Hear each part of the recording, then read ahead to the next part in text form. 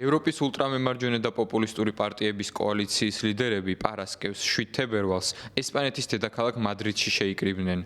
სამიც ესწრებოდნენ უნგრეთის პრემიერ-მინისტრი ვიქტორ ორბანი, საფრანგეთის ეროვნული გაერთიანების ლიდერი მარინ ლე პენი და იტალიის ვიცე-პრემიერი მატეო სალვინი. ულტრამემარჯვენეები ევროპარლამენტში ქმნიან მესამედით კოალიციას, რომლის თავმჯდომარეც ესპანელი პოლიტიკოსი და პარტიის ლიდერი სანტიაგო აბასკალია. შეხვედრის ერთ-ერთი უმთავრესი მიზანი ბრიუსელზე მათი გავლენის გაზრდაა. პარტიების ლიდერებმა ისაუბრეს ევროპის თანამედროვე გამოწვევებზე და აგრეთვე დადებითად შეაფასეს ამერიკის შეერთებული შტატების პრეზიდენტის დონალდ ტრამპის დღის წესრიგი. სიტყვით გამომცემლთა შორის იყო ვიქტორ ორბანიც, რომლის თქმითაც ევროკავშირის კეთილდღეობისთვის მთავარი საფრთხე ბრიუსელის მიერ დაწესებული რეგულაციები და უკანონო მიგრაციაა და არა დონალდ ტრამპის მიერ ტარიფების დაწესების მუქარა.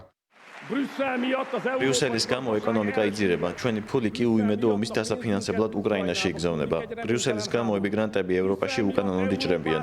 მათი შემოსასვლელად საზღვრები ბრიუსელმა გახსნა. იტალიის ვიცე-პრემიერი შეეხო გერმანიის ვადამდელ საპარლამენტო არჩევნებს და აღნიშნა, რომ ესაა ისტორიული შესაძლებლობა ულტრამემარჯვენე პარტიის ალტერნატივა გერმანიისთვის შეცვალოს გერმანიის მომავალი. თებერვალში გერმანელები არჩევნებში ხმას მისცემენ და ეს იქნება ისტორიული შესაძლებლობა ცვლილებებისთვის. ომის შემდეგ ევროპის ძრავა გაჩერდა, რადგან გერმანიასა და ევროკავშირს მართავს მემარცხენეებისა და მწვანეების სასიკვდილო ნაზავი. წარმოვიდგინეთ გუშინ ოლაფ შოლცმა, გენიალურმა შოლცმა, ნაცვლად იმისა, რომ იფიქროს დახურვის პირას მყოფი ქარხნების გადარჩენაზე, გრენლანდიის და საცავად ნატოს ჯარების გაგზავნა მოითხოვა.